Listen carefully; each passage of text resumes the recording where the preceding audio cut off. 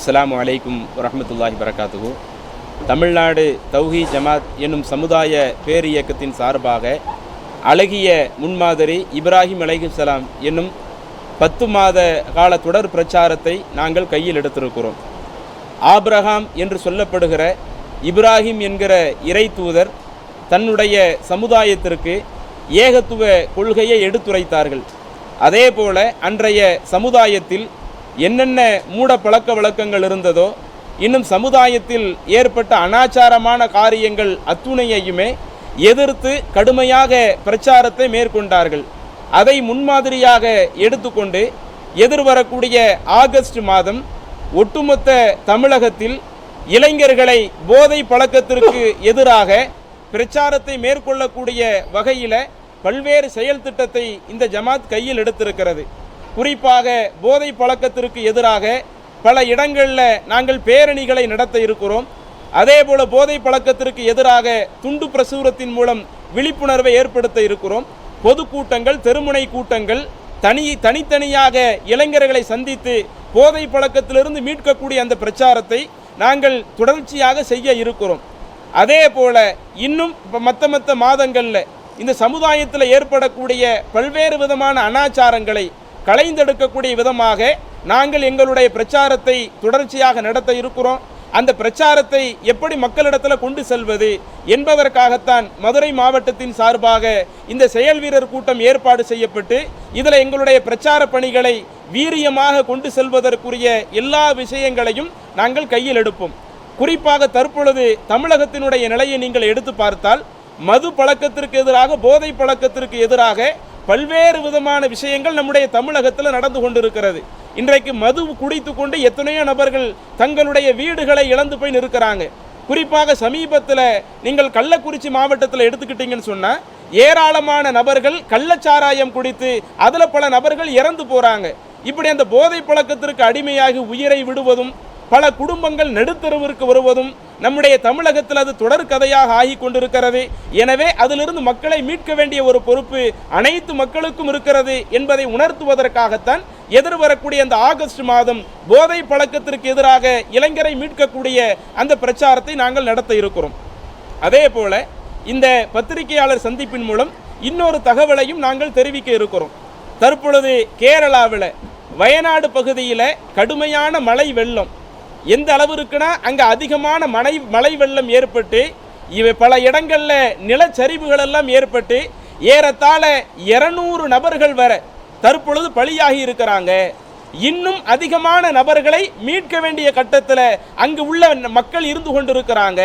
அப்போ இதை கவனத்தில் கொண்டு அந்த கேரள அரசாங்கம் இன்னைக்கு அதிகமான முயற்சியை எடுத்துக்கிட்டு இருக்கிறாங்க. அந்த மக்களை எப்படியாவது மீட்கணும், அந்த பலியான அந்த உடல்களையும் மீட்கணும், அதில் பாதிக்கப்பட்டு யாரும் உயிரோடு இருந்தால் அவர்களையும் மீட்கணும் என்பதில் அங்கு இருக்கக்கூடிய கேரள அரசாங்கமும் அந்த மீட்பு பணியில் அதிக முனைப்பு காட்டி கொண்டிருக்கிறது. அதே போல இந்திய இராணுவ படையும் அந்த மீட்பு பணிக்காக இறங்கி துரிதமாக செயல்பட்டு கொண்டிருக்கிறார்கள்.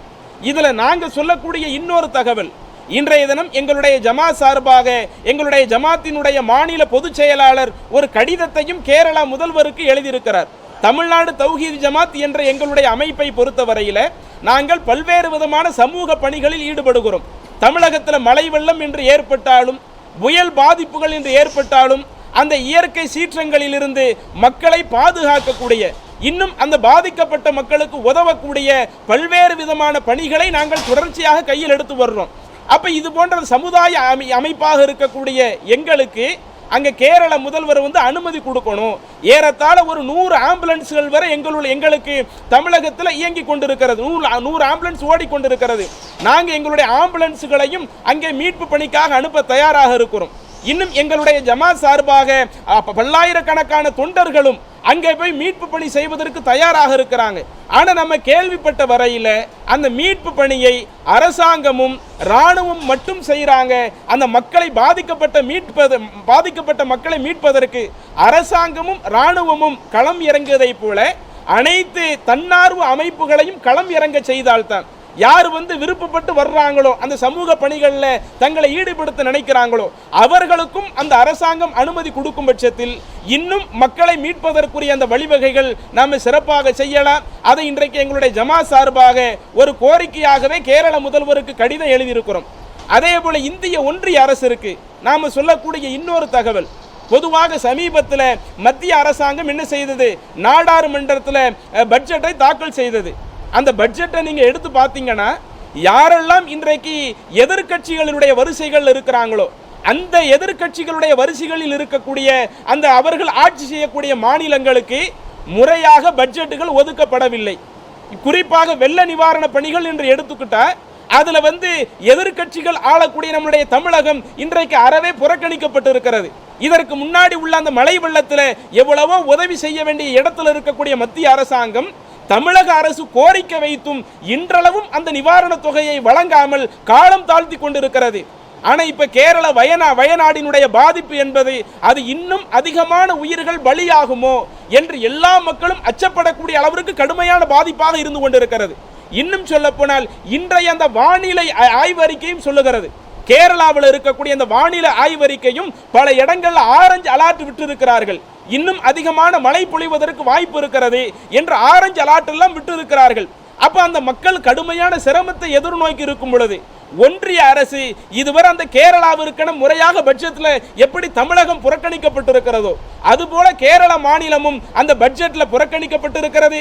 அப்ப இதையெல்லாம் கவனத்தில் கொண்டு அந்த பாதிக்கப்பட்ட அந்த மாநிலத்திற்கு ஒன்றிய அரசு முறையாக நிதி உதவியும் வழங்க வேண்டும் என்ற ஒரு கோரிக்கையை இந்த பத்திரிகையாளர் சந்திப்பின் மூலம் நாங்கள் தெரிவித்துக் கொள்கிறோம். பொதுவாக போதை பழக்கத்தை பொறுத்தவரையில் இந்தியாவில் பல மாநிலங்களில் இதனால் பல்வேறு பிரச்சனைகள் நாளுக்கு நாள் நடந்துக்கிட்டு இருக்குது.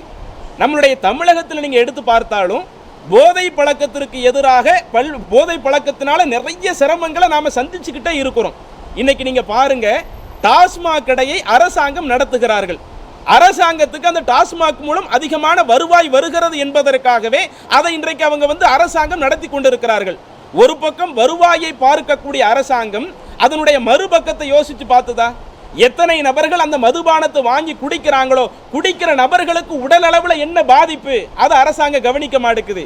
இன்னும் தண்ணி அடிச்சு இன்னைக்கு ரோட்ல விழுகிறாங்க. இதுல அது அடுத்தவர்களுக்கு எவ்வளவோ பாதிப்புகள் ஏற்பட்டு கொண்டிருக்கிறது. இன்னும் இந்த மது பழக்கத்தில் ஏராளமான சட்ட ஒழுங்கு பிரச்சனையும் நம்முடைய நாட்டில் நம்முடைய தமிழகத்தில் நடந்து கொண்டிருக்கிறது. அப்ப இன்றைக்கு அந்த மது பழக்கத்திற்கு பல நபர்கள் தொடர்ச்சியாக அடிமையாகுவதனால இன்னும் சொல்ல போனா பள்ளியில படிக்கக்கூடிய சிறார்களே இன்றைக்கு மது பழக்கத்திற்கும் போதை பழக்கத்திற்கும் அடிமையாகி கொண்டிருக்கும் பொழுது இதுல நம்ம எந்த ஒரு கட்சி ரீதியாலும் பிரிக்கலங்க. இன்றைக்கு திமுக ஆட்சி செய்யலாம், திமுக ஆட்சியிலேயும் இந்த போதை பழக்கம் அதிகமாக இருக்கிறது. இதற்கு முன்பாக அதிமுக ஆட்சி செய்கிற பொழுதும் இதே போதை பழக்கங்கள் இருக்கத்தான் செய்தது. அவர்கள் போதை பழக்கத்தை முற்றிலும் ஒழித்து விடவில்லை. அப்ப எந்த கட்சி மாறி மாறி ஆட்சிக்கு வந்தாலும் இந்த போதை பழக்கம் என்பது தமிழகத்தில் முறையாக ஒழிக்கப்பட்ட மாதிரி நமக்கு தெரியல. எனவே நாம இளைஞர்களை சந்தித்து அந்த சம்பந்தப்பட்ட அதில் பாதிக்கப்பட்ட அந்த இளைஞர்களை மீட்கக்கூடிய விதமாக அவர்களுக்கு பிரச்சாரத்தை கொண்டு செல்வோம் என்பதை நாம தொடர்ச்சியாக இப்போ கையில் எடுத்ததற்கு அதுதான் காரணம். அரசாங்கம் தடுக்க வேண்டிய அரசாங்கம் இன்றைக்கு கை கட்டி வேடிக்கை பார்க்கிறது. அதனுடைய அந்த விளைவுதான் அந்த கள்ளக்குறிச்சியில பல உயிர்களுடைய அந்த மரணமும் இதுதான் காரணம். அரசாங்கம் முறையா தடுத்து இருந்தாங்கன்னு வைங்க, இன்றைக்கு அது போன்ற மரணங்கள் ஏற்பட்டு இருக்காது. அப்ப இது அரசாங்கம் தடுக்க வேண்டியவங்க அவங்க கண்டும் காணாம இருக்கிறதுனால இன்றைக்கு இப்படியே நாம இருந்துடக்கூடாது, இந்த சமுதாயத்தை சீர்படுத்த வேண்டிய ஒரு பொறுப்பு நமக்கு இருக்கிறது என்பதை உணர்ந்துதான் இந்த ஜமாத்தில் இருக்கக்கூடிய ஒவ்வொருவருமே நாங்க அதுக்கு எதிராக இன்றைக்கு களம் காண இருக்கிறோம்.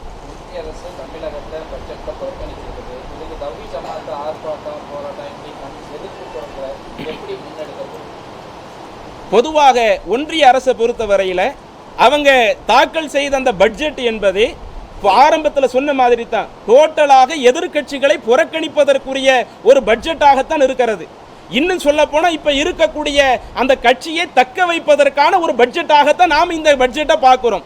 ஆந்திராவிற்கு நிறைய என்ன செய்யறாங்க, பட்ஜெட்ல ஒதுக்கீடு செய்கிறார்கள். ஏன் அந்த ஆந்திராவினுடைய சப்போர்ட் கிடைக்கலன்னு சொன்னா இன்றைக்கு ஒன்றிய அரசினுடைய ஆட்சி கவிழ்ந்து விடும்.